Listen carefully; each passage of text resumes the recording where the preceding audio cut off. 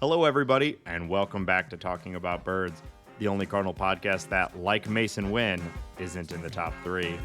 My name is Nate Heininger, and I am joined, as always, by my co-host, Vince Morgan. Hey, Nate H.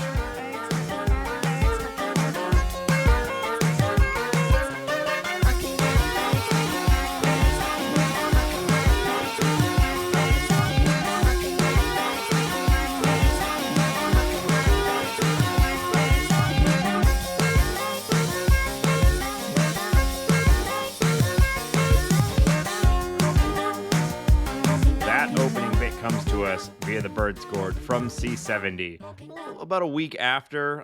He submitted it right around the Mason Wynn Snub City visit, but I liked it and thought we would get to it. And so thanks, C70. If you have an idea for the opening bit, you could join the bird scored, or you could text or leave us a voicemail at 848-48-BIRDS.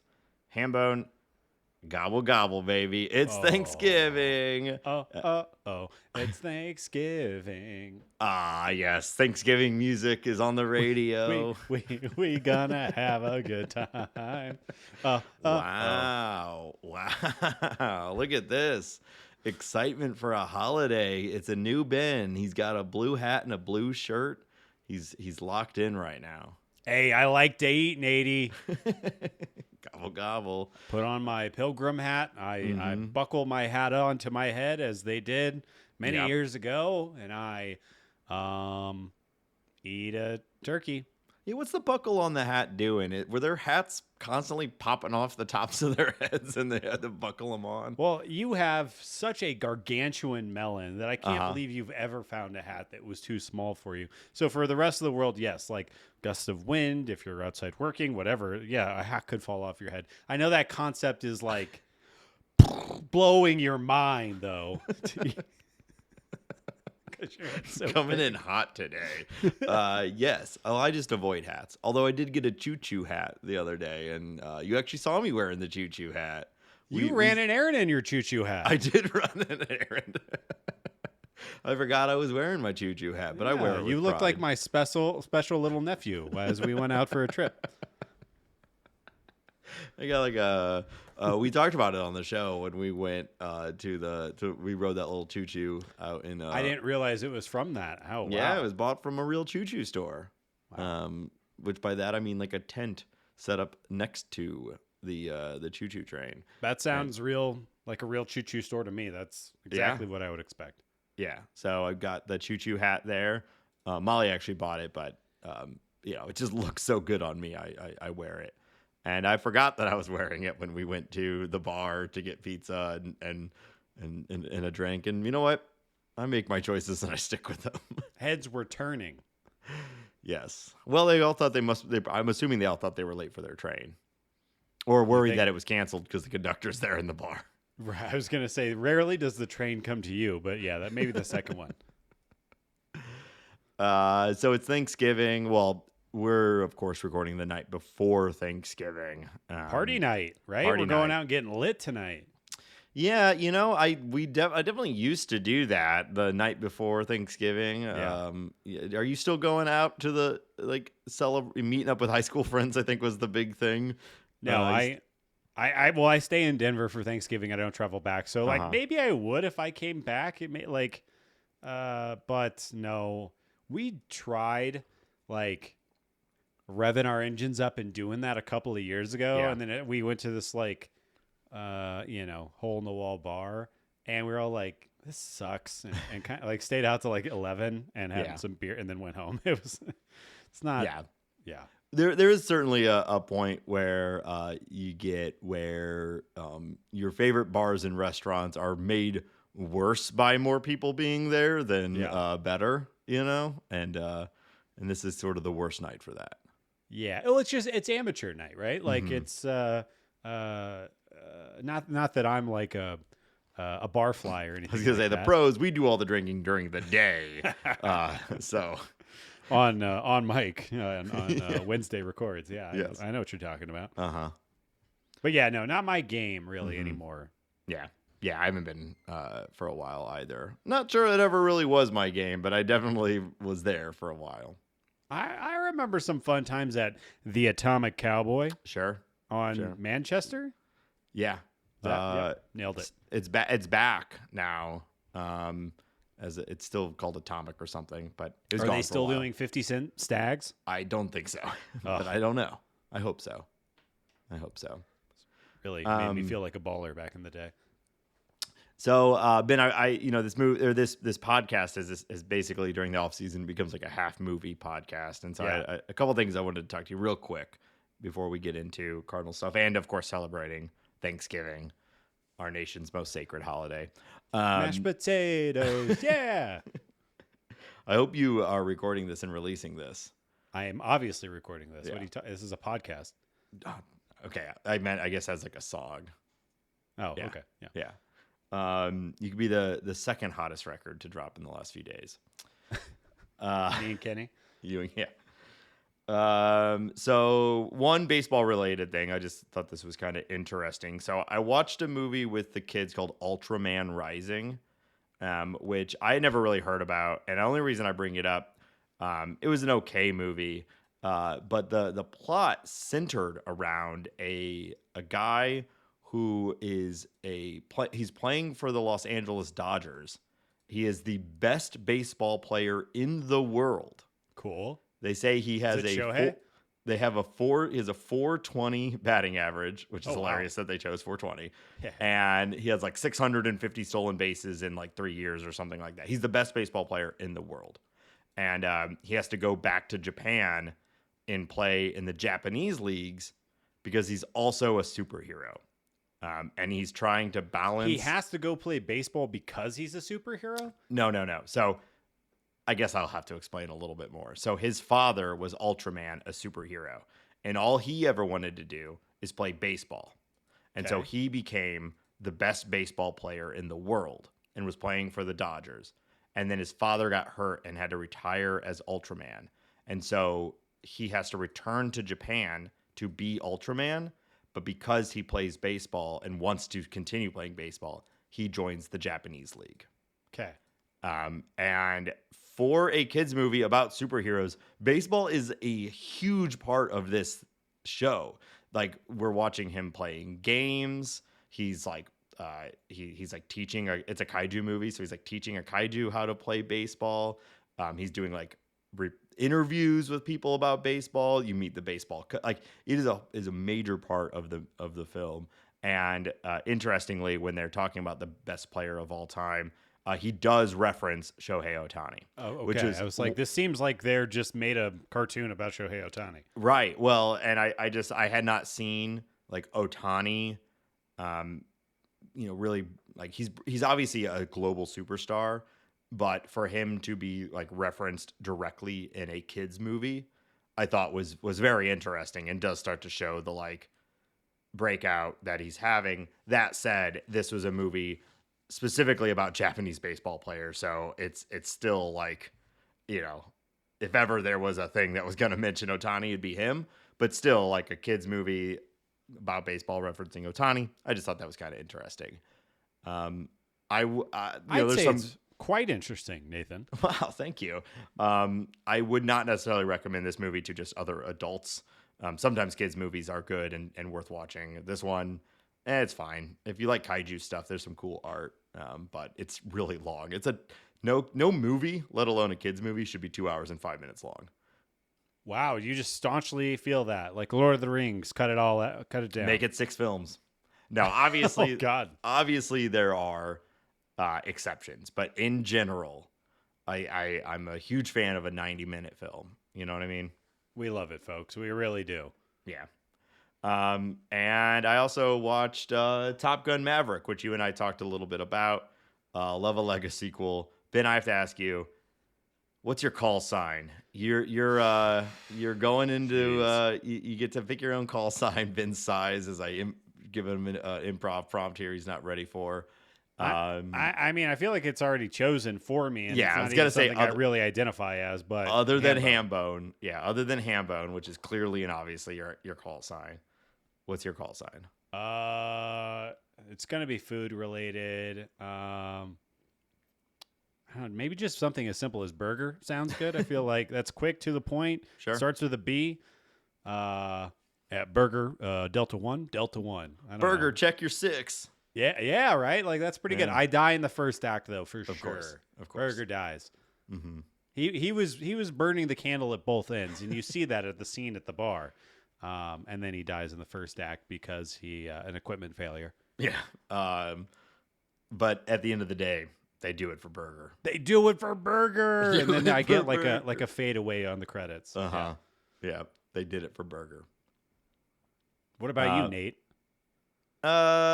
Maverick. You idiot. Yep. Feel like that's kind of you creep me out the same way Tom Cruise creeps me out. So I think there is a bit of a 1-to-1 there. So I'm not totally against it. One thing we noticed about Tom Cruise in this one, and this was shot back in 2018. He's starting to get a little bit of like the old man whistle lisp thing that happens. And did you see the last Mission Impossible? He's like, watching him run hurts. Yeah, I've not. Yeah, his like palms up run. No, I have not seen it yet. I'm up to date on those films except for that one. But after I watched Top Gun Maverick, I'm like, we need to watch this. Because I like Tom Cruise as his movies are generally good. Yeah. But yeah, he's definitely at some point he's gonna enter into cardiac arrest. And no, it's getting to the point where it's beyond. Yeah. He's just too old. Yeah. So it's funny you picked burger. I had thought about this, and I thought my my call sign would be hot wing. Burger and hot wing. I mean, it's also got like a little plane. Yeah. Rep. Yeah, hot burger and hot wing definitely. Like I said, they are somehow killed in a exercise, like a practice scenario. Hot wing doesn't make it out of boot camp. Oh, damn. Burger dies, and Hot Wing is just like the guy who's like watching. It cuts back to him watching. I'm fucking playing PlayStation 5.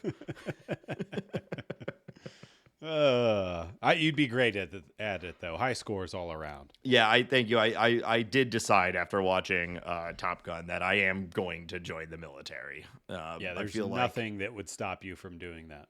No, I feel like they would need me, frankly. And you see enough American flags and missiles flying, you decide to join the military, I guess. Part of that movie does feel like a U.S. Army recruitment video or Air Force recruitment video. Yeah, they always video, are. But I mean, yeah, the Department of Defense. It's also dope because planes are awesome. Well, planes are awesome, and that's why I do love those movies, for that reason. And the Department of Defense has a media relations wing that was a part of the, creation of this movie. So they're absolutely an extension of like, military propaganda, but also, But planes are badass, so I'm here for it. We love an Iceman. Keep making plane movies. Yeah, keep making plane movies. All right, let's talk about in the next one. They should fight aliens. We've done a whole Independence Day bit on here before, but yes, I agree. They should fight aliens. Tom Cruise should make an alien fighting. Well, Edge of Tomorrow is Tom Cruise fighting aliens. Tom Cruise doesn't miss. He really doesn't. Hit after hit. And his choice in religions. Hit after hit. Hit after hit. Okay, speaking of hits after hits, let's talk about the Cardinals. Still in slow news period, but some interesting things, some good discussion going around, some more clarity on a few things. Hambone, what you got for us? What do you want to start with? I think we got to start with the big news of the week, Nate, and that's Nolan Arenado is in the news yet again. Yet again. And it seems like he is very clearly having a polite conversation with John Mozeliak and Chaim Bloom and all the other decision makers about how I don't need to go. But if you want to trade me, I will accept that move under the right circumstances. So much so that Katie Wu and Jeff Jones reported this week that Arenado has expressed a willingness to move to first base. That is clearly not focused on the Cardinals Right. situation because we already talked about Wilson Contreras is making that move to first base. It would make no sense to move Nolan Arenado to first base as well. And more than anything, I just thought it would be important for us to discuss how insane that is, at least from my point of view, that would make him more tradable, and that a team would want to trade for him to be maybe not a primary first baseman, but to play him at first base. Because where I'm sitting, it seems like all the value that Nolan Arenado brings to the table is that he is one of the best third basemen of his generation. Yeah. Yeah, I saw this and I don't really understand it other than just throwing out options and showing a degree of willingness to be versatile, which I guess maybe a club would value. I mean, you always want to know your guy's a team player, he'll do what's asked of him, etc.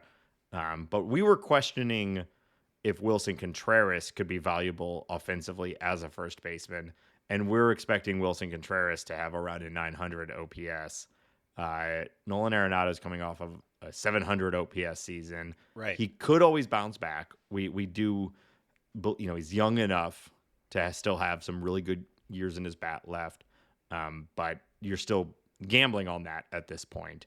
And a defensive first 700 OPS first baseman is kind of a dime a dozen in the league and is not valuable. So it doesn't really make any sense for it to actually happen. So I think it's just a branding, I show up first and stay late sort of thing. What I thought was interesting is that, and I believe Jeff Jones was the one to posit this idea, was that it doesn't really make sense for almost any team except for the Padres.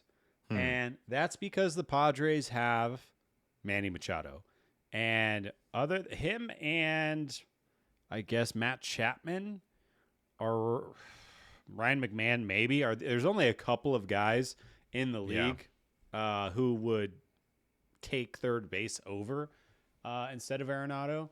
But the idea, and also the Padres have the kind of wild card factor where I could see them actually going and acquiring this guy and having him start at first base, maybe DH a little bit and give Manny a day off his feet as Manny DHs. And that's the only team. I have some teams I want to talk about that I think might make sense for Arenado. But as far as first base eligibility, just thought that was bizarre. And I guess even if you think Nolan could slot over and be a plus first baseman, which he probably could because he's Nolan Arenado. Yeah.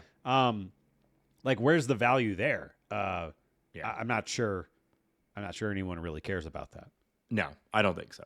And I guess you are banking. The Padres is an interesting idea. You could say they're just like stacking like they do. They're just like stack highly talented players, and we'll see where it shakes out. Because if you do have Arenado at first, which is obviously not a great use of him, but Machado gets hurt or something, you're pretty fucking happy sliding Nolan Arenado over to third base. But like that's a crazy expensive insurance policy for your. It would be such an embarrassment of riches that doesn't really make sense. Like having two Gold Glove shortstops makes a lot of sense because you can play that shortstop at third, second, maybe even the outfield. But Arenado is not picking up starts anywhere other than third base and first base. Yeah. I guess if from the Padres perspective, they love to just ship out prospects and they still have a pretty high prospect capital. I guess if they could swing a deal where the Cardinals send a ton of money and the Cardinals actually get like a really good prospect and the Padres just don't have to pay a ton of that contract and they essentially have like a really cheap Arenado, then I could see that fitting into, and you're just like, well, we'll find a spot for him. He's a future Hall of Famer. It'll work out. Maybe he'll play second base. I don't know. Like we'll figure it out. Right. But again, that's a lot to come together, including the Cardinals sending a lot of money, which seems very unlikely. Well, I was just going to ask you that. I also wonder if Schulte is part of this and maybe he's trying to wish it into happening because he likes Arenado for some reason. But to that point, what do you think the odds at this point of an Arenado trade was done? And how do you think it's going to look? Do you think the Cardinals are going to prioritize moving the money or prioritize getting quality back. Yeah. So if we take Mozeliak at his word, which we really can't do, and that's not an insult to Mozeliak, it's just he's very known for saying one thing publicly while He's a tricky son of a bitch. I mean, for example, he said Matt Carpenter is our third baseman going into, 2021, and then like a day later acquired Nolan Arenado. So like, we can only take him for trust him as far as I can throw him, Hambone. And so Man, you sounded so tough right there. yeah, well, I'm kind of a big tough guy, so I could probably throw him pretty far, but still, I don't think you trust it that much. But what he said does make a lot of sense, which is he essentially said we're not just looking to dump Nolan Arenado, we're not just looking to do a salary dump. It has to make sense for us, short term and long term, and I think that's the right approach. So I'd be really surprised if they're doing anything other than that. And so with that being said, I kind of still feel today like I felt going into this offseason, which is that it's still the most unlikely thing that they trade Nolan Arenado. It obviously can happen, and there are indications that now we know, like, there was a question with Arenado waive his no trade clause and things like that. Like a few of the barriers are out of the way as far as it happening, but I still just don't see it happening without Mozeliak being able to like walk away from this trade feeling like they won it. And I don't know, maybe the Padres, because we just talked about their insanity, but I'd be really surprised if any team is willing to like dump a ton for Arenado. So are you saying 49% likelihood or way under that? I'd probably say 70-30. Okay. 70 they keep him, 30 they move him. Wow. I think I feel the exact opposite as you. Okay. I think they are signaling that this is going to happen. Yeah. And I think that they are going to value the at-bats over a great deal. Because I think they have to know what, the view of Arenado is on the market right now. It's a 3-WAR third baseman with a potential to have some offense, maybe in the right ballpark or in the right situation. And he's extremely expensive. He's over $30 million next year. So, I mean, if Mo has done such a bad job at reading the market yet again, then I'm happy to be proved wrong. But I have to think he understands where he sits, where Arenado's value sits. And I think that there is not a pressure from Arenado coming to get out, but I think he wants out and the Cardinals don't want him here. I think it's all mutual and they're ready to move on. And I think like what really sucks is that, the Goldie and Arenado experiment, this era, whatever you want to call it, of Cardinals baseball is basically just a failure. And I think it's going to end a failure. Obviously Goldie's gone. It just didn't work. Yeah. Yeah, but it's hard to say, well, it didn't not work because of those two, although in 2024 they were a part of the problem. Yeah. But other than that, they were with the sobering reality of, sitting here and towards the end of 2024, I think even if they would have had nice years, it would have been hard to see that team really go far. And I think that the Cardinals just did a really bad job of filling. It's not their fault. They just did a bad job of filling in the players around them and the role players and everything like that. Yeah, I still think it's a little harder to find the deal that doesn't just feel like the Cardinals are dumping Arenado. And I just get the sense from this, but again, like I'm kind of taking Mozeliak at his word here, and you're not, and that is more often not, you are like your position on this would turn out to be true. But this makes me feel like they're not just going to do like a salary dump trade.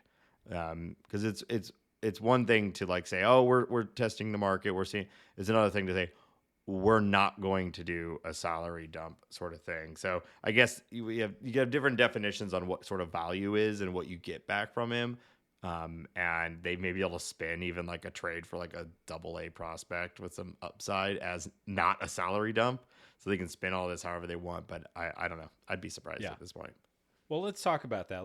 I decided I thought it'd be fun to speculate wildly on some teams that might make sense for the Cardinals to pair up for a Nolan Arenado trade. And I guess we can talk about these teams and then maybe discuss the likelihood or the fit. Sure. And I'll start at the top of my little list here.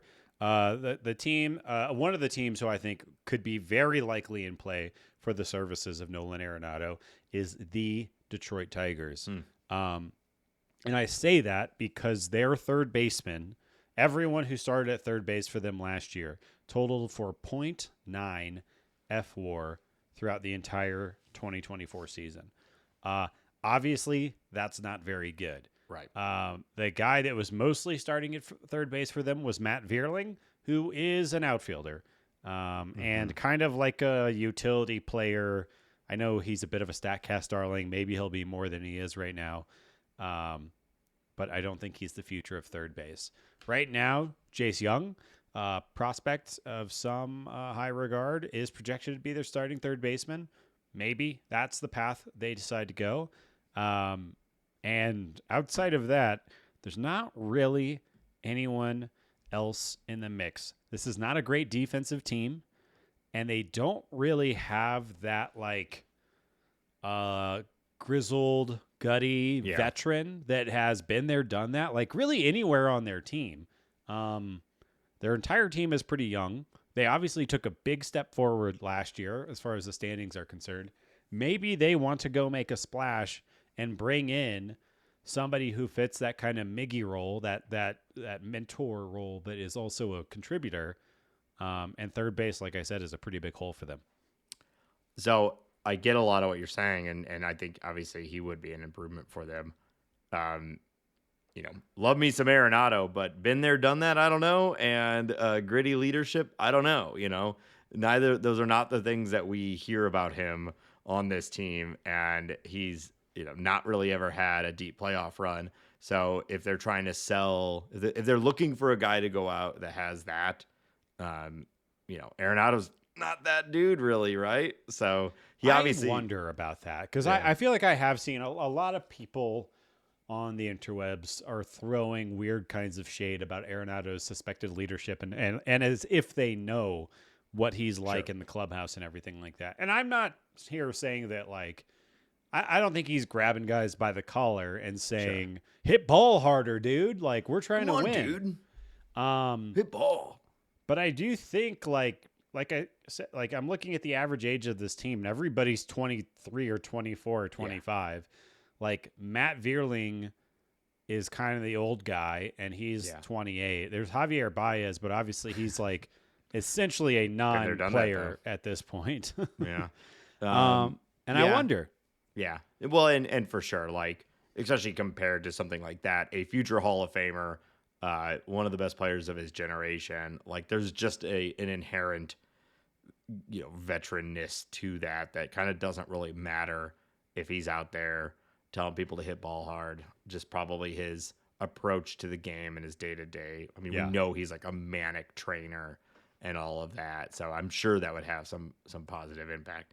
I'm just saying, like, a lot of times when teams are doing that, they are going out to and looking for guys that also have that like reputation of being like a leader in the clubhouse. And I'm not saying he's bad in the clubhouse. No one has ever said that. You just also have pretty much never gotten any sort of Arenado is a leader in this clubhouse story from anyone. It's almost always like, who else is going to be the leader? Because Arenado and Goldie are more content with being like quiet contributors, which is cool.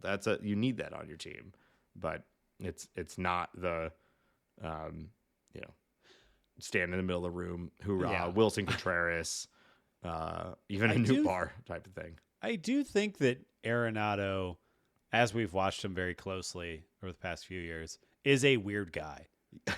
Yeah, I think so too. I think he's just weird. Like, I bet he's not fun at parties. I bet you don't want to like, I don't want to go like play golf with him or anything like that. But it's hard to say how that translates into a clubhouse. But like, I know me and I don't think me and him would jive. I kind of feel like we'd be personal best friends, but that's fine. That's fine. He'd like drive me around in cool cars, and we'd like go and but like I bet he doesn't dinner even, together, and like hold hands maybe a little bit. Like I think it'd be great. Yeah, hold hands a little bit. All right, then my next potential destination, Nathan.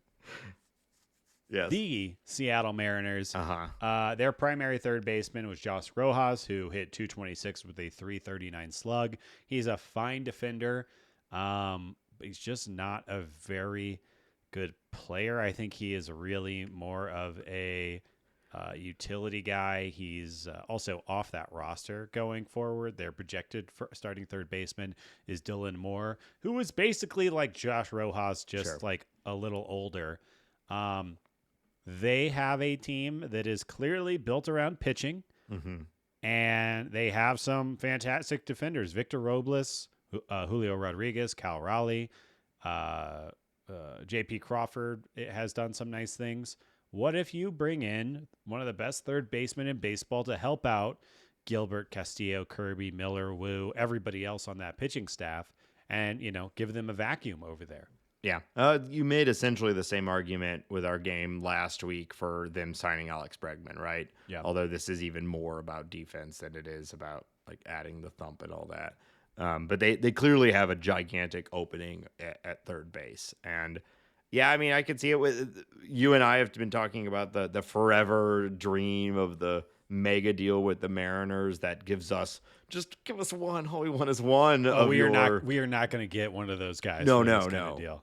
Not in a deal that is just like Arenado, but we start to stack these like stupid MLB The Show style trades where you say it's like, okay, it's Arenado plus some real prospects or some of the real young guys on the team. Like there's the one that we've been talked a little bit on Blue Sky, but the like Arenado, Nootbaar, and Ryan Fernandez for Jason Dominguez from the Yankees, which I think is hilarious. The Yankees would never say yes to that. But like, you do take like a Arenado, a Nootbaar, Quinn Matthews, or a Helsley, and then you get back like a Wu and some younger guys or some single A, double A type guys.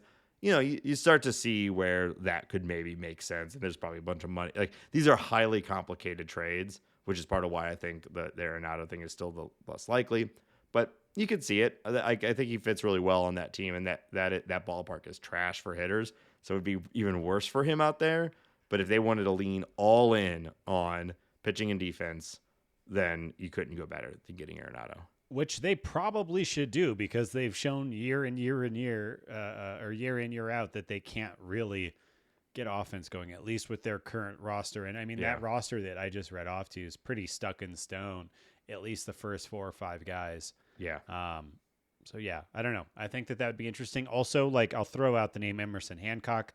I wonder if you throw in some more stuff, prospects capital, if you can get somebody like Emerson Hancock, because they do have their rotation is set for the next or also for the foreseeable future.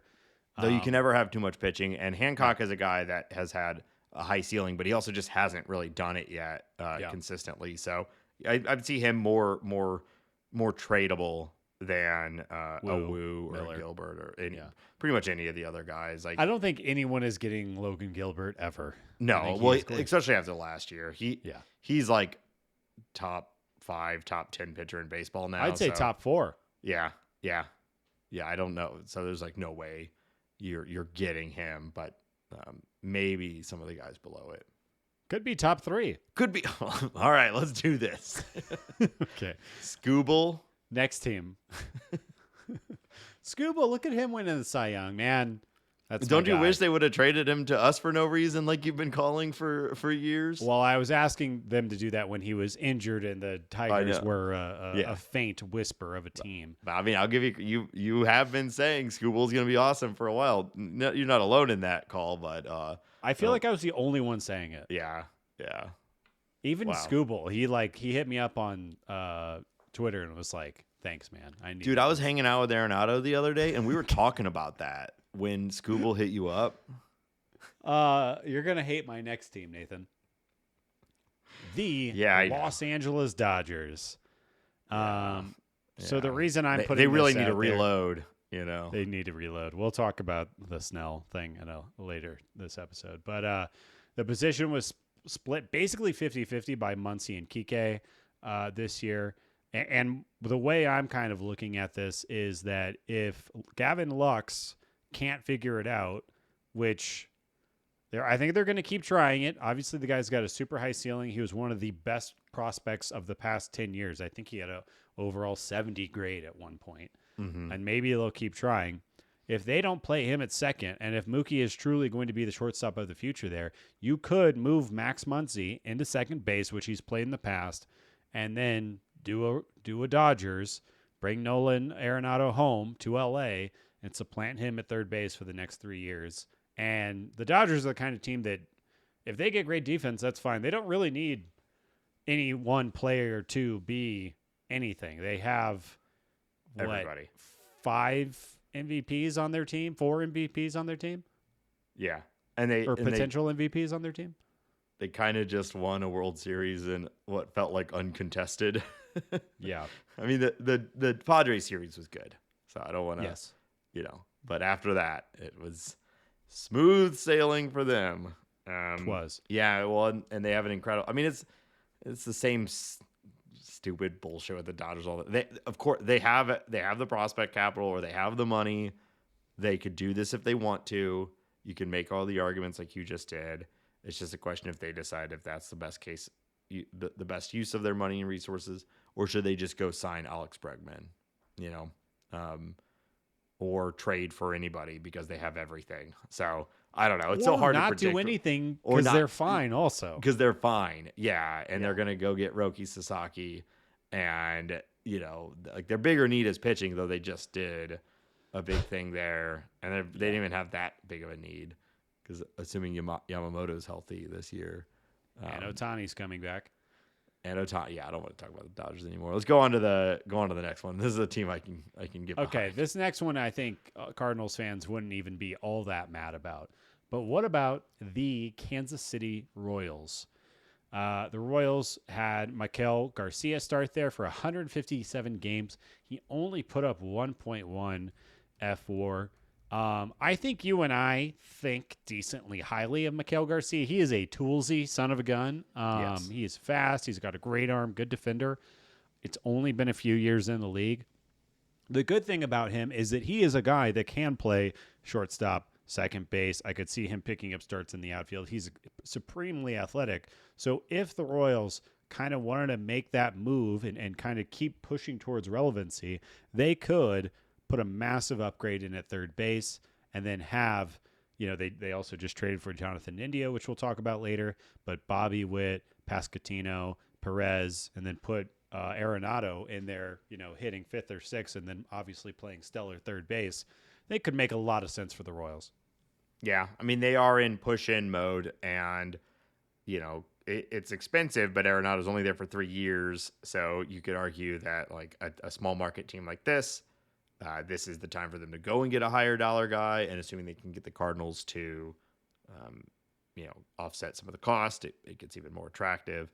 I'd be very surprised because we just have basically never seen the Royals do anything like this. However, it is a newer ownership for this an overall management new group front office, new coaching staff, new everything. Yeah, it's new everything, right? So we don't really know what a Royals all-in team looks like under this group.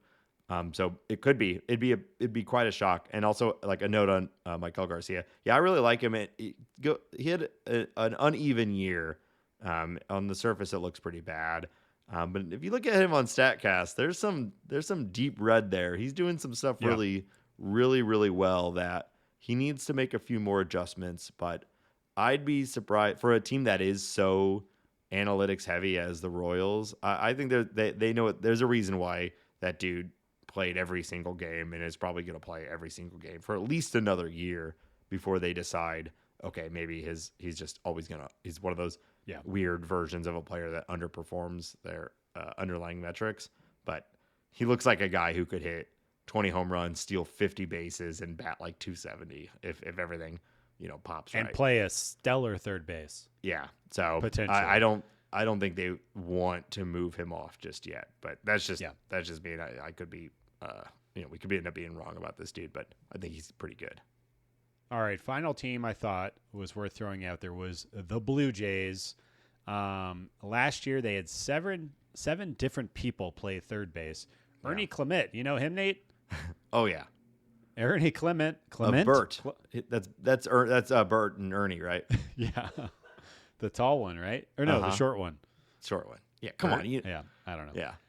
He started. We kind of have a 81 Bert and Ernie games. vibe. Right now, we're both kind of dressed like Muppets. So Kind of are. He started 81 games for the Blue Jays at third base, had an 89 WRC plus, is projected to be their third baseman next year. He's 28. It's kind of a nothing. And I think, this team has been linked to Juan Soto. I think that this team has a pretty solid group of pitchers. I think that they... it's going to be a big year as far as their decision with what to do with Vladdy and Bo Bichette. And I could see them pushing in and shoring up third base, which has basically just been a huge hole since getting rid of Matt Chapman and bringing in Nolan Arenado. Yeah, maybe. The Blue Jays are a team that like to put themselves at the center of it. It's like the same thing with Ohtani last year. That's with Juan Soto this year. It just seems like none of these guys are going to go to these teams or to this team, but they are out there.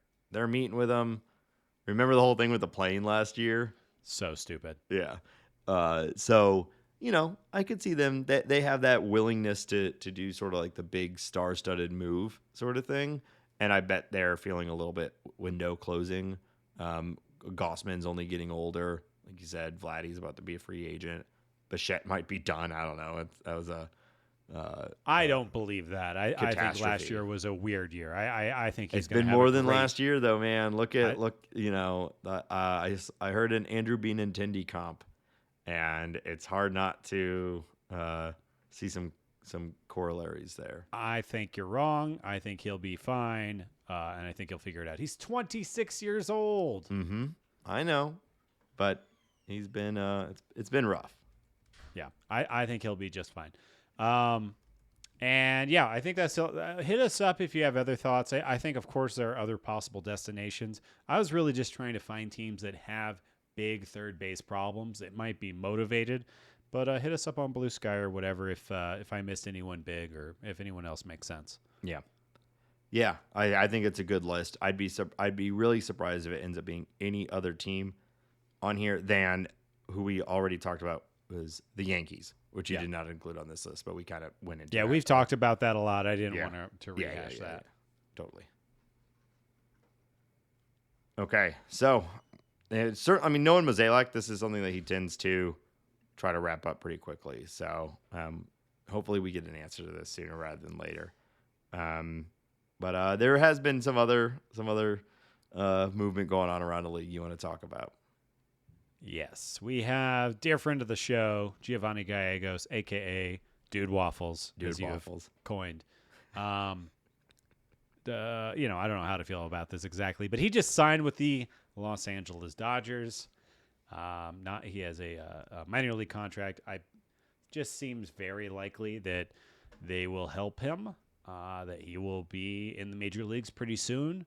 That crazy ass slider is going to somehow find another gear, and it should work out for everybody. But I mean, it's no secret, in the industry, if you're a pitcher and maybe you've lost your way a little bit, go to the Dodgers and let them fix you, and they probably will. Probably. Now, let us remember that we had this exact same conversation about Alex Reyes, and they were unable to do anything, and he's out of it. Right. So. That we have already on this episode. We do love to talk about how good of an organization they are and how perfect they seem to handle things. But sometimes dudes are just done. You know. Now I'm not calling for that. Gallegos he's been like a Cardinal. He's been a MVP of the last 5 years for the St. Louis Cardinals, and I can't imagine how some of these seasons would have gone without him on the team. So big fan, and I hope he finds it again. I'll be bummed if it's for the Dodgers. But I do hope for him that he's able to find it and return to success. And these reliever. I mean, that's the life of a reliever. You can be the closer of a playoff contending team, and then a year and a half later, you're signing a minor league contract with a team hoping to find yourself back in the majors. But we'll see. The Dodgers hopefully can fix him, but we'll see. Yeah. Good luck to you, DudeWaffles. We'll watch your DudeWaffles. career with great interest. Another Cardinals note. Right-handed pitcher Adam Kloffenstein, who is not yet eligible for arbitration, was not tenured a contract and became a free agent.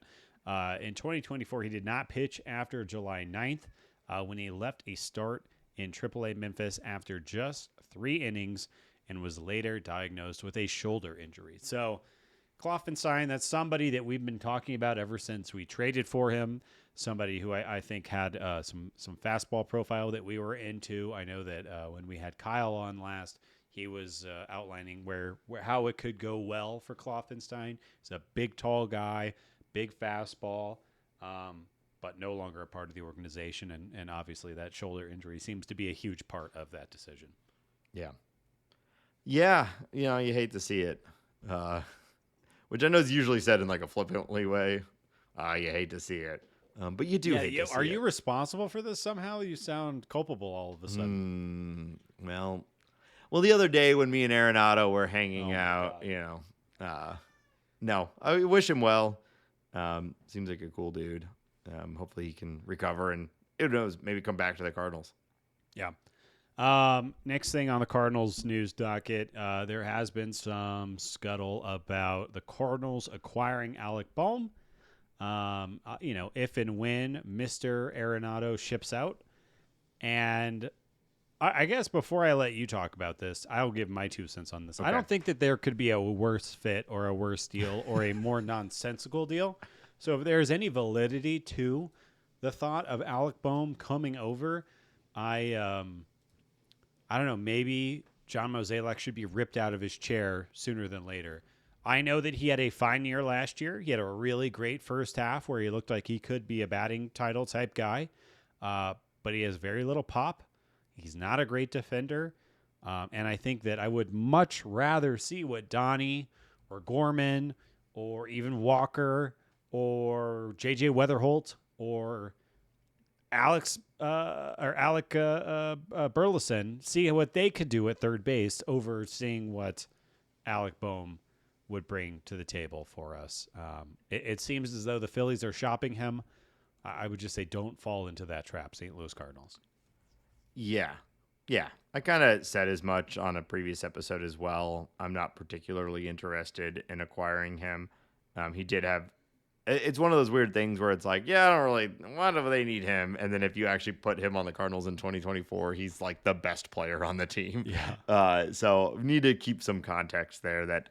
he just had a 3.5 F4 season, built off of basically being like an average to above average contributor across the board, which is cool. We like that. That's the Cardinal way most of the time. Think Brendan Donovan, right?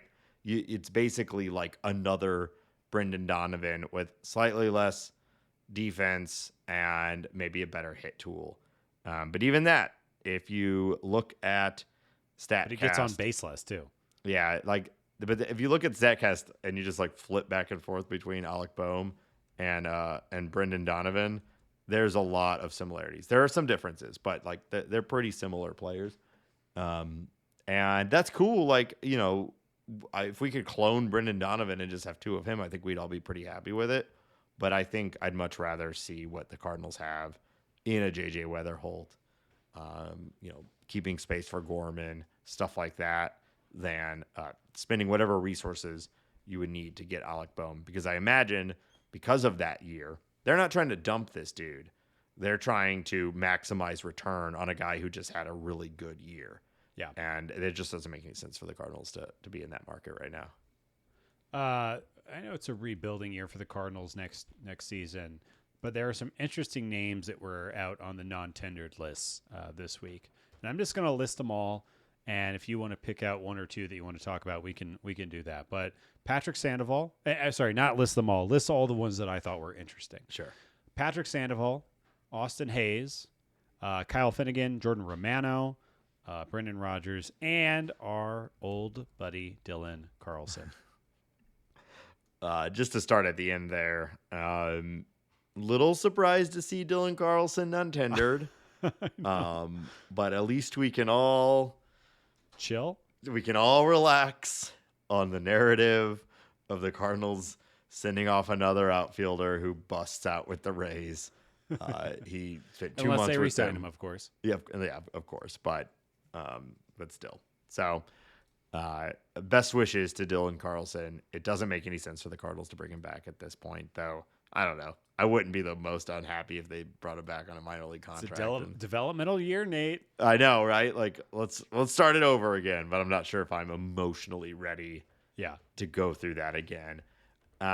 So to go back over your list, though, there's a couple names on here that I think are interesting, depending on what direction the Cardinals want to go in. The one that sticks out the most to me, because it's a rebuilding year, is Jordan Romano. He was one of the best relievers in baseball for a little while, and then, as what happens to relievers, had a total collapse and is now been non-tendered. But we know what his ceiling looks like, and maybe coming in on a middle relief role or even in the minor leagues to get back to where he was, and you can bring back a truly at one time elite reliever. And we all believe the Cardinals are going to trade a Helsley, maybe Romero, not bringing back Kittredge. There's space, and the Cardinals, I think, have done a pretty good job building bullpens, and it's partly by throwing darts at things like this. And so that one is the one that I think I would be the most interested in. Yeah, I think all of these guys would offer like short to long-term gains. Austin Hayes, we talked about, there's no right-handed hitters. If he comes in and plays a little bit of outfield and they flip him at the half, that could make a lot of sense. But who I want to talk about on this list is Brendan Rodgers.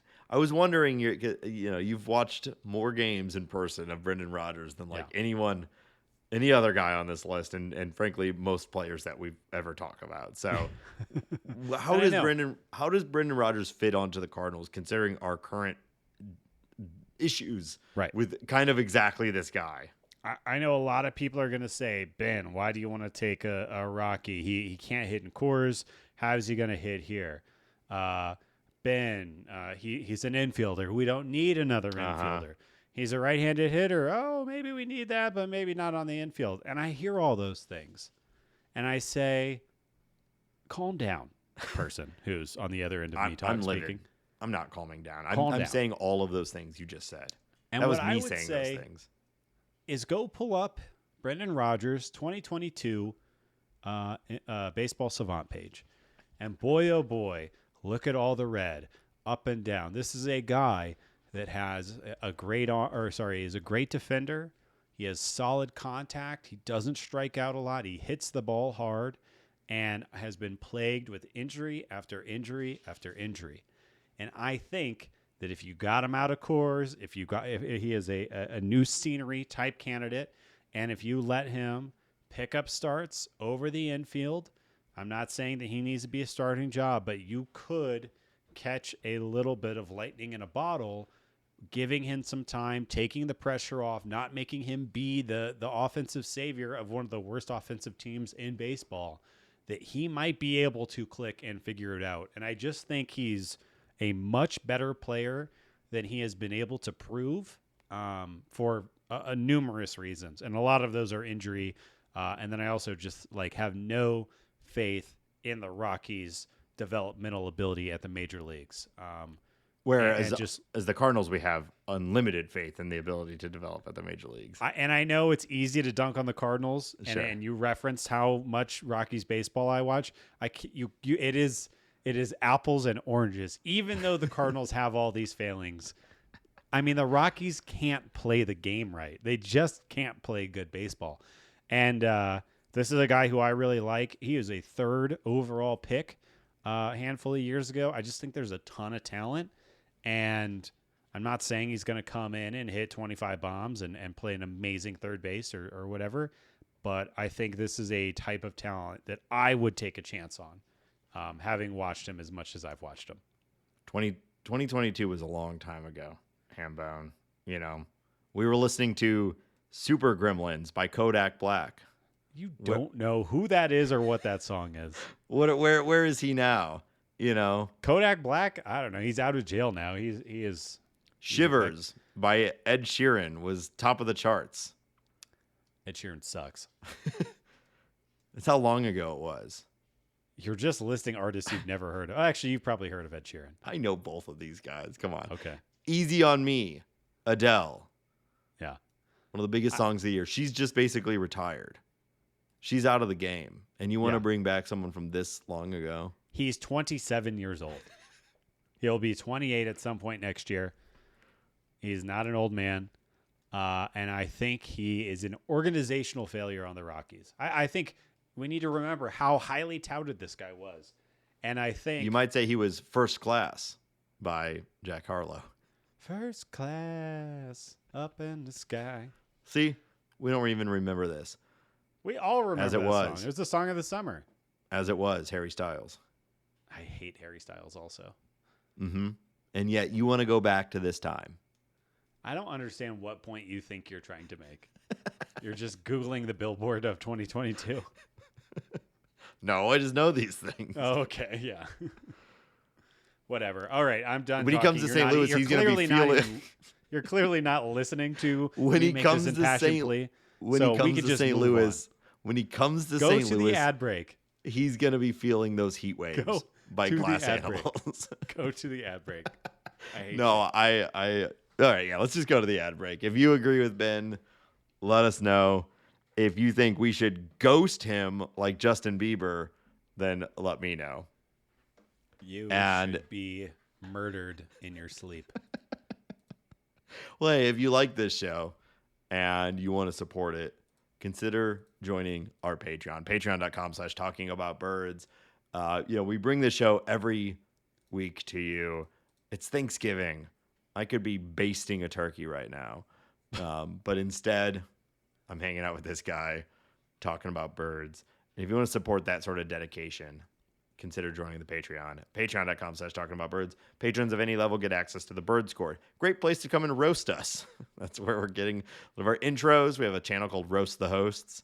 It's good. That's fun. Thanks, C70.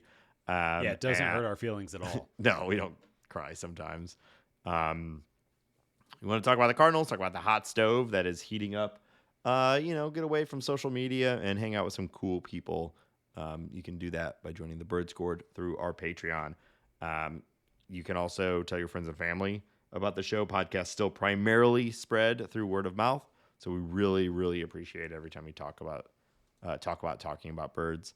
And leaving us a review on your favorite podcast platform also super helps. Hamba, and where else can people find us online? Yeah, follow us on the socials. We're on Blue Sky now, so go look at us there. We're on Instagram at Talking About Birds. We have the TikTok. Go check us out on the TikTok. You can listen to this show on Spotify or YouTube if you're one of those people. You can find all podcasty things at talkingaboutbirds.com. The show is there. We have t-shirts there. If you want to buy somebody a Talking About Birds t-shirt for Christmas, if you're that kind of person, go there and buy that. You can email us questions or thoughts or anything at all. You can ask Nate, what size turkey you buying this year? How many pounds, bro? How many are you basting? You can email us at talkaboutbirds@gmail.com. And as always, you can call us and leave a voicemail or send us a text message to 848-48-BIRDS. That is 848-482-4737. 848-48-BIRDS. Yeah. All right. Well, what do you want to talk about now, Hambone? Should we jump into some league news? Let's get right into it, baby. Let's just get right into it. Water's nice. I don't like how you like. Toe in. Yeah. Who is this guy? He's the guy that's been in the hot tub for way too long. Uh-huh. Come on in. Come on in. Get Water. Get in this soup. Water's Got it all just souped up for you. fine. He's like eating a sandwich, in Uh-huh. the soup. And yeah, it's not Yeah. good. All right, Nate. So we had our free agent prediction game earlier this year, and the first domino has fallen. Mm-hmm. The Dodgers signed Blake Snell, 5 years, $182 million, a average annual value of 36.4 million buckaroos. In our little game, I said he was going to the Mets. You said he was going to the Astros. Miss for both of us on that one. Yep. And, we alluded to this early in the episode, but the rich get richer. The Dodgers add another ace. Assuming everyone's healthy, they're going to have 3 number 1 pitchers to start the year, maybe 4. We love this. Depending on how you feel Yamamoto. I think Yamamoto might be the best of all of them, so I view him as, yeah. We'll see. I am not there with it yet. He needs to pitch a lot more in the bigs before I'm saying that. But Glass now and Ohtani and Snell, they got their bona fides in order. Mm-hmm. This is the same guy in the pool. No, this is a different guy. Okay. Yeah. I mean, I hate it. Dodgers get their guy. Blake Snell gets the bag. That paid off. I guess. He struggled to get a contract after 2023. He signs a 2-year deal with the Giants. High AAV, but 2 years, opts out and gets $182 million. Yeah, and, it's like the Dodgers just forgot what money is, and they just don't care anymore. So why not just give the guy almost $200 million? Yeah, and for what it's worth, a lot of people kind of seem to agree that like Snell. I know he's had 2 Cy Youngs, but for whatever reason, 2024 really seems to have sealed the deal on the perception that Blake Snell is an ace and will do it for years to come. And you're always going to deal a little bit with the wildness. It is what it is. But when it comes to it at the end of the season, he's going to be super, super valuable. And so he got the bag. Good for him. Bet on himself. Worked out. It's easy to bet on yourself when the bet on yourself is a $60 million contract. But but still, he did do the thing, and it's worked out for him. And it doesn't work out for the rest of us. Yeah. Damn. I'm doing okay. I'm never going to recover from this. Okay. The Angels also get their guy. They did it. You have to call him their ace just by default, but they go sign Yusei Kikuchi, who, if you remember, was on the Blue Jays and then traded to the Astros. The Astros kind of figured him out a little bit. Mm-hmm. He looked really good in the back half of that year. And anyways, he gets 3 years, $63 million at $21 million AAV. Good for this guy. He's obviously got a great arm, and the Angels continue to confuse me. They did it, Ben. They're back. Their team, they acquired Jorge Soler. They got their backup catcher. They bring in Kyle Hendricks and Yusei Kikuchi. I think they're aiming right at 500, maybe below. I was gonna say this is gonna be a rock solid 78 wins. Yeah, there's the non-zero chance that Mike Trout has plays 150 games and they get over 500, but I just don't understand what this team is doing. I like seeing them make competitive moves. I actually think this is a pretty good deal. If the Cardinals did this, I'd be happy. I think any team competing to win would be happy with $21 million Kikuchi. The problem is the broader context of the overall team. You really don't want this to be your ace, But in and of itself, I think it's a pretty good deal for the Angels, and I think he could be really good for them. And if this is a part of a whole thing, and they're going to add in another high level pitcher, you start to see the Angels offense might surprise us in a year or two, maybe next year, if not the next. And so if they can find some more pitching, I'm not saying they're going to be world burners or anything, but you can see them start chipping away at that 80s wild card sort of thing. Yeah. It's the Angels, so I find it unlikely, but still. Jose Soriano had a nice year for them last year. Yeah. Tyler Anderson is kind of a guy. Mm-hmm. Yeah. He does Neto that had weird a leg big kick. breakout. Yeah. Mike Trout. Obviously, you have Mike Trout. Ohapi seems legit. Christian Moore, who's one of their top prospects, looks legit and should be up soon.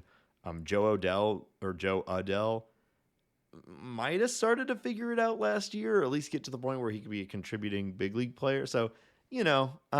we all love to laugh at the Angels, and rightfully so. But they do have some good players, and if they can add the right pieces, they can at least be less of a joke here in the very near future. Yeah. All right. We referenced this earlier, but Kansas City has made a trade with the Cincinnati Reds. That is Jonathan India and outfielder Joey Weimer are going from Cincinnati to Kansas City. And Kansas City is sending back Brady Singer. And I think this is a pretty big trade. Nate does thumbs down. I'm not sure at what. I think it's bad for both sides. Why is that? I think Brady Singer is going to get shelled in Great American Ballpark. And I think that Jonathan India is exactly what they did not need over on in Kansas City. The KC Ballpark is terrible for right-handed hitters, and he's already sort of struggled. Weimer could be good, so maybe this happens, and maybe Weimer breaks out, and that's But I just don't see how this ends up being like a win for either side, except for maybe from the Red side opening up more playing time for, like, everyone's thought they were going to trade India for a while, and his value wasn't particularly high, so they got a starting pitcher and they need pitching. But like, Singer's one of the last types of guys I would be going for if I was operating out of Kansas City. Yeah, I actually think you're kind of Reds. wrong on this one, Nate. Okay. I disagree with you. On the Kansas City side, the Royals now have somebody who, for his career, is walking over 10%. He has a over 350 career on base percentage. They don't really have that guy. So I think you supplant him you plant him in the leadoff role. You get him on the bases in front of those guys that we were talking about earlier, and get Bobby Witt some ribby opportunities, or maybe Bobby Witt will be leading off and then India behind him. And he's not like a power guy, he's a gaps and doubles and walk guy. So I know that Kansas City doesn't help power guys out a lot because of those deep walls, but I think it might be okay for him. And then on the Brady Singer side, he's young and has a pretty good arm. Now I think that ballpark is bad for any pitcher. So them getting a better pitcher than what they currently have, I think, is a good thing. I don't think he's going to be the ace or anything like that. But you could say that about Hunter. Like, Hunter Green would be a better pitcher if he was on the Royals than he is on the Reds. But they have to play there, so it's just the nature of it. Right. So we could see it, but I mean, you look at his underlying numbers. I don't know. He had a nice year. He's not like I said, he's not going to be the ace of anyone's staff. Sure. But I disagree. I think that this could be good, and I don't know. I could see India really having a nice year. Well, I hope I'm right on at least half of it, which is Brady Singer getting shelled in Great American Ballpark, because I don't want the Reds to win. Nothing against Singer himself. American hero, of course. Why is that? Wasn't he on Team USA in the World Baseball Classic? Oh, maybe he was. I don't know. Yeah, I'm pretty sure he was. He was. A starter. I just remember all of the Cardinals being on the team. I don't think there was room for anyone else. I feel pretty confident that he was like. Maybe I'm wrong. I could have sworn he was. Yeah. Google it. I don't have that kind of money. Google it, bro. All right. Well, you look that up. I'm going to move on to the next thing. It has been reported that Walker Buehler, former Dodgers pitcher, he's a free agent right now, turned down the A's offer due to the Sacramento situation. I don't really have much to add to this other than the fact that I do think it's funny that this has actualized itself already, and that the A's have already lost out on a potential player because they do not know how to run a baseball team. So, sorry, A's. Good for you, Walker Buehler, I guess, having the ability to choose where you get to play, but kind of a funny situation. Brady Singer was on Team USA, so he's an Thank American God. hero. And yeah, I mean, what do you expect? Yeah, You know, this is going to happen over and over and over again. I cannot imagine anyone willingly going to play for the Athletics right now. Yeah. I hope that is true. I hope that well, I don't know, because I like some of their guys. It's a complicated situation. Well, like yeah, the players hate the team. That's always the case with these sorts of things. I mean, the Athletics are a historic team, and I like the Athletics, and yeah, I like a lot of their current players. But if you were a player and you had the choice, obviously you're going to go where you can if you're somewhere in the middle. But if you have a choice, like I just can't imagine going to you'd pick almost anywhere else right now, other than maybe the Rays. I was just going to say the other minor league. Would it be worse to play in 113 degrees in Sacramento or to play with constant rainouts in Tampa with no roof? I don't know. Yeah, I don't know. I guess I'd probably take the rainout team than playing in 113 degrees in Sacramento. But it seems terrible. Yeah. All right, last two notes I wanted to hit was that Shohei Ohtani officially wins the NL MVP and Aaron Judge walks away with the AL MVP. I don't think that's very newsworthy. I think we probably all saw that coming. The only thing that I thought was interesting about those two notes or the fact that happened is that it seems very clear that we have that those two are the best players in baseball. They seem to like they're the odds-on favorite to keep winning the MVP until the aging curve catches up with them. And I'm just not sure if I remember a time in recent memory where it's just like very clear that going into the next year, Shohei Ohtani is probably going to be the favorite for the NL MVP, and the same for Aaron Judge in the AL. It's kind of wild. Yeah. Especially in the NL. I guess we'll see where Soto goes. Yeah. He's kind of the other guy that's bouncing around as like someone you could see winning it. But the NL this year was such a shakeup with, Lindor was second. Right. And he's always been a big name in the game, but he had never really come. This is obviously his best showing in the MVP. And then after that, it's like Ketel Marte and like a bunch of guys that you're like, well, they had fantastic years, but it's unlikely that they do exactly that again. I guess Acuna is like the other one that you think, well, he could come back and take it down, but it feels really hard to beat Ohtani. Yeah, he put up 9 WAR as a DH only. Yeah, and it's very likely that he is a top 20, top 15 starting pitcher on top of that next year. Yeah, I am really interested to see how the Dodgers decide to manage this.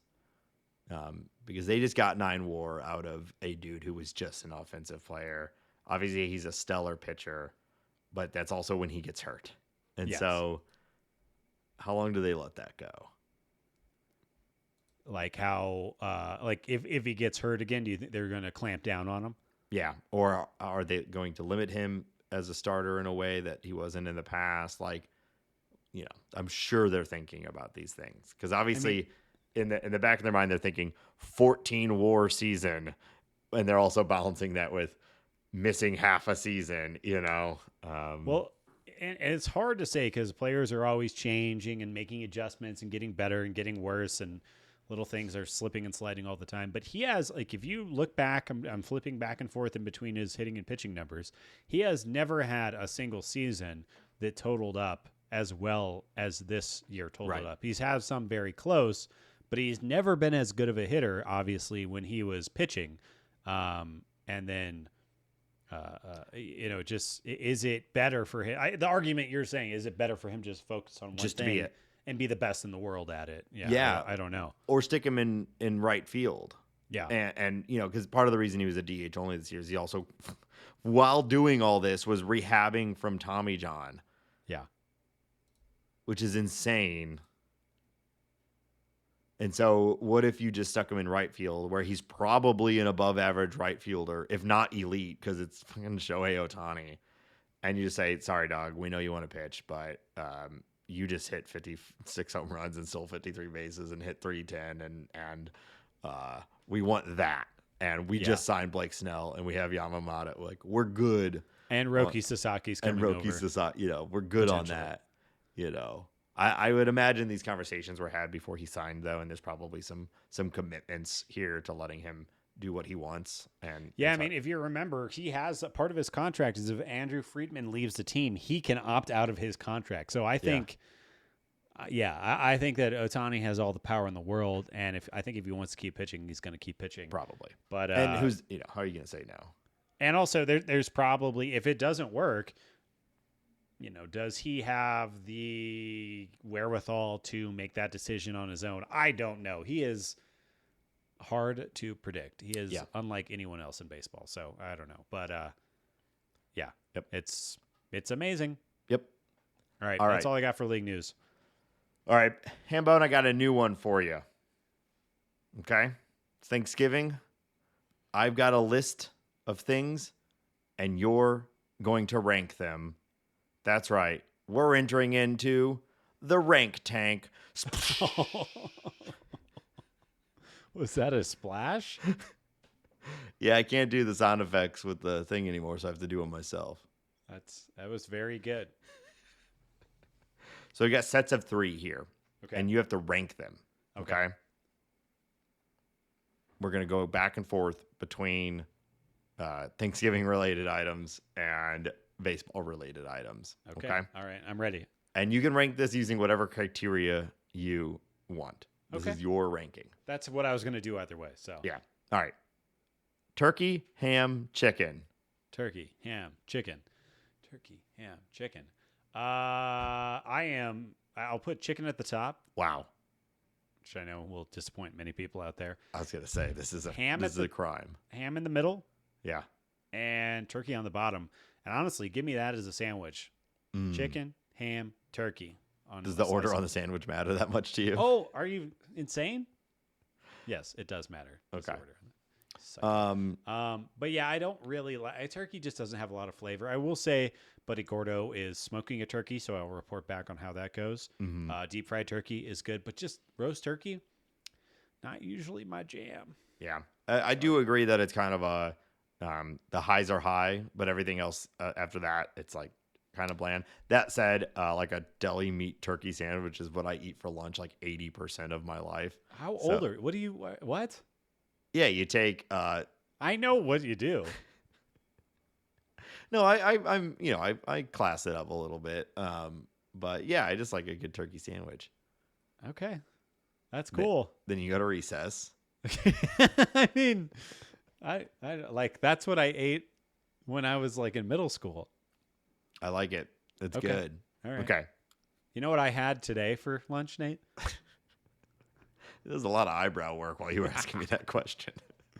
I made some lamb kebabs last night, and I had it over a little rice pilaf for lunch. Wow. Yeah, we're all real impressed. I'm just saying that's how an adult might eat. All right. Old ham bone here. All right. Yachty, Albert, Ozzy. Oof. Oh, wow. Jeez. I'm going to go Albert, Ozzy, Yachty. Albert because he is king, he is risen, he is everything. Best baseball player of my lifetime. Ozzy because I think he's probably one of the reasons I'm even into baseball. Sure. And Yachty I put it third because you're making me. But I love him. I think I'm Ozzy, Yachty, Albert. Wow. Foolish take. Well, Ozzy, same. I mean, it's obviously like a combo of nostalgia, and he's always been my favorite Cardinal, and obviously you can make arguments about Albert or Yachty, but I don't know. Just Ozzy's always been my favorite, and it's hard to supplant that. Sure. And then Yachty, I just I love Yachty, lifelong Cardinal. And he was here basically the entire existence of my Cardinal fandom of when it mattered to me as an adult. And then I love Albert. He's the greatest of all of them from a player standpoint. But he left us. Yeah, but he has provided me the most significant Cardinals memories of my lifetime. See, yeah, that's fair. I think you could. I remember the 3 home run World Series game. Remember Brad Lidge? I mean, come on now. I do. I get that. But I feel like I could say some similar things for Yachty, having like always been there for every single major Cardinal memory. Yeah. Don't get me wrong. I'm yeah, not I trying mean, to this argue isn't against impossible. Yachty. Yeah. This is it's all 1A, 1AA, 1AAA sort of thing. Okay. Mashed potatoes, stuffing, green bean casserole. Oh, okay. I am a bit of a stuffing freak, which Wow. may not shock anyone listening right Get now. a load of this guy. And I like mashed potatoes, but I need some pepper in there. I need some garlic in there. Sure. I need some stuff going on. I don't need these boring ass mashed potatoes. And I will also say, while I'm fine with a floury, fluffy mashed potato, I like them thick and chunky, baby. I want a little texture in there. Even if you throw a little skin in there, I'm even here for that. That's good. Mm-hmm. Sitting in your hot tub. Yeah. Eating chunky mashed potatoes. Yeah, that's exactly what I'm saying.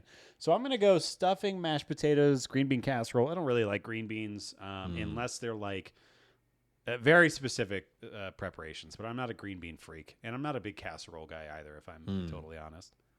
Thank you for your honesty. Yeah, I don't want to lie about that. So I think it's funny that your argument about mashed potatoes is that it has to have like salt and stuff in it because that's all of these other things too. I didn't say salt. Okay, pepper and butter. Like I said pepper and garlic. Listen to the words that I say. Pepper. That's fine. That's a part of mashed potatoes. We have all had bland mashed potatoes that are just salt and butter. I'm not here for that. When I'm saying pepper, I mean like whole kernels of pepper. Pepper, though, that sumbitch. Yeah, get in there. I was reloading our pepper grinder last night, and I spilled pepper everywhere. Look at this guy with a pepper grinder. You spilled pepper everywhere? It's pepper like kernels, yeah. Yeah. Corns? Corns. They're called corns. Kernels. Peppercorn kernels, isn't it? No, maybe it's peppercorn, right? It's peppercorn, but a unit of peppercorn. I think it's a kernel, isn't it? But it might be a corn. A unit of pepper called. Pulling out his wallet. This is giving me Scoville units. What the hell? How many Scoville units is a peppercorn? Probably not many. I don't think it's very many. Yeah. Is it a peppercorn or a peppercorn kernel? It might be a peppercorn. What is a peppercorn? A peppercorn is black pepper. Yeah. Well, when you Google what is a peppercorn, what am I supposed to say? I don't know. This is unknowable. I'm going mashed potatoes. Give me some garlic. Give me some butter. Give me some salt. Give me some pepper. Put it all in there. Mash it up. I love it. Green bean casserole after that and stuffing. I'm not a stuffing guy. I don't like that it's called stuffing. The name is what deters you? I don't like that it's called stuffing. What if I called it tasty bread? We do ours with cornbread. Yeah. Hell yeah. Sounds good. It is good. Better than normal stuffing. Yeah. I don't know how you don't like. Actually, really, to put it all on Front Street, I'm the perfect bite guy. I need the stuffing, the mashed potatoes, and the protein all on the same fork. Yeah. I do that too. I don't think I need it, but I obviously that is one of the benefits of it. Need it. We got a hard one here for you, Ben. Marmal, Schilt, Matheny. Oh wow. I think this is pretty easy. Yeah. Shilty, Marmal, Matheny. We'll see if Marmal can eclipse him, but absence makes the heart grow fonder. And I miss the turtle right now. And really the only thing I have against Marmal is the fact that he like kind of freaks out when he loses, and I think he just needs a little more media training. Yeah, I actually think this is pretty easy too. I agree with you. It's just also just simply the fact when Schilt was here, the Cardinals won, and Marmal's only been here during the bad times. Yep. Fully agree. Okay. Corn, sweet potatoes, broccoli. Corn, sweet potatoes, broccoli. Well, so I don't eat corn for personal reasons. So corn's on the bottom. More of a Limp Bizkit fan. Yeah. KORN. I'm a huge sweet potato guy. I eat sweet potatoes all the time. And I know a lot of people do not like the sweet potato dish with the flambéed marshmallows on top. I like it. I think it's good. I eat sweet potatoes like once a week. So sweet potatoes at the top, broccoli right underneath that, and then corn like far below. But yeah, I like a roasted broccoli. I like a roasted broccolini. I like, all that stuff is good. You said I don't eat corn in the same way that people say like, oh, I don't eat meat. Yeah, I have feelings about the mistreatment of The corn treatment kernels. of corn. Yeah. So we'll just leave it there. I'm going corn, corn, broccoli, sweet potatoes. I like all You are three, though. disgusting. I like all three. How do you not put sweet potatoes at the top? I don't like marshmallows and stuff. Well, you don't have to have marshmallows with sweet potatoes. I like a sweet potato fry. Sure. Mm-hmm. Sweet potatoes are great in many forms. Mm-hmm. Mm-hmm. Mm-hmm. Mm-hmm. You smug ass bitch. Matt Holliday, Matt Carpenter, Matt Adams. Matt Holliday, Matt Carpenter, Matt Adams. Matt Holliday, number one. I love him. If I had it my way, I'd vote him into the Hall of Fame, even though he's undeserving. I just love that man. Sure. I think he's fantastic. Forearms then of the I'll gods. go, huh? Forearms of the gods. Then I'm gonna go Carp because of the way in which he treated the Cubbies throughout his tenure as a Cardinal. Yep. And Matt Adams is really high up there as well, but it was brief. Yeah. But he did great things. I always thought Matt Adams was going to be more than he was. I really believed the power was coming, and it just didn't. Yeah, same ranking, although, Matt Adams is the greatest Cardinal of all time. But okay. yeah, That makes sense. same ranking. All right. Veggie tray, charcuterie board, big pot of meatballs. So is veggie tray like crudité? Is that what we're thinking? Like you probably got like a dipping sauce in the middle, okay, but you got your carrots, you got your broccoli, you got maybe you got pepper strips, Sure. So maybe another controversial take, but I'm not a big ranch guy. And almost all the time veggie dips come with ranch, and it's just not my jam. So if you got like a yogurt dip or a spicy dip or something like that, I'm gonna jam on that veggie tray. Mm-hmm. But we're from the Midwest, so I'm gonna assume it's a big tub of ranch. So I'm gonna go charcuterie number one. Honestly, just for life, I'm a charcuterie boy. Yeah. Meats and cheeses, baby. Hell yeah. And what was the other one? Big pot of meatballs. Big pot of meatballs. I mean, I've had a lot of bad meatballs. Uh-huh. But if they're good, Sure. they be hitting. But I've had a lot of bad ones. I guess I would go crudité and then meatballs, just because I don't know. I don't trust the chef very often. Yeah, I made these meatballs. I'd put the meatballs at third then. Yeah, charcuterie, easy number one. I actually share your opinion mostly on ranch, although I will always love a trashy iceberg lettuce with cheese and ranch dressing sort of salad. But other than that, I almost never want ranch. I'm way more of a blue cheese guy if I'm looking for something like that for like a wing or any other type of salad. I just raw dog my wings, bro. I don't need anything to pacify their heat. So, first of all, you're trying to big time me, and I do not accept it. But I will say I also typically agree. The vast majority just give it to me straight to the dome. Yeah, give them as typically a I'll just lick the sauce off and throw the wing away. I do the thing where you lower the whole thing vertically into your mouth and pull out just the bone. Or sometimes I lower the hot wing into my mouth and I tie the bone into a little knot and I pull it out in like a really sexy way. That sounds hot.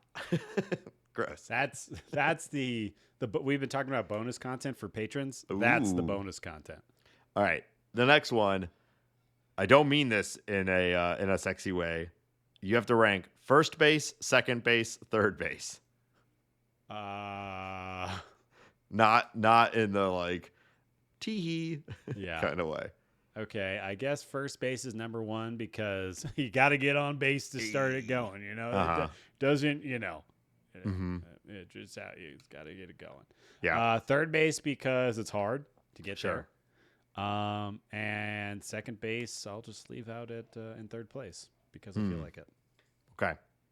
1, 3, 2. Sure. Okay. I'm going 1, 2, 3.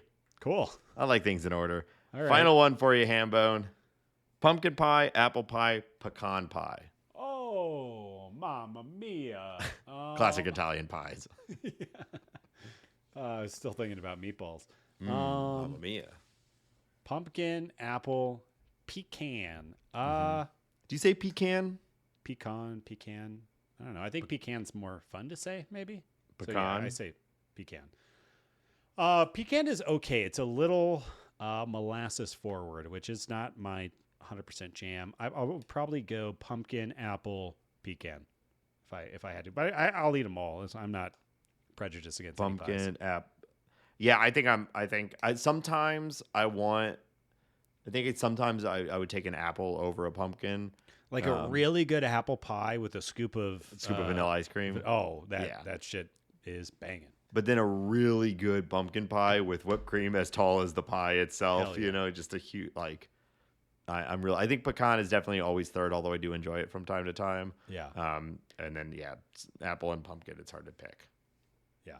Yeah, I love I'm a pie guy. I get a pie for my birthday every year. We had a Pie Guy pizza this weekend. See? Wow. Proves the point. I love pie. Pie Guy. All right. Well, these two pie guys gotta go. So happy Thanksgiving to those who celebrate.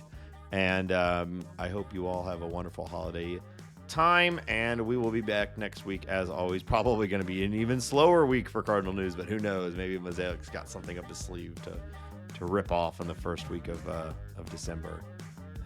But either way, we'll be back. If you have ideas for the show, want to contact us, we talkaboutbirds.com. Consider the Patreon, talkaboutbirds.com/Patreon. And until next week, I'm doing it again, Hambone. Gobble, gobble. It's Thanksgiving.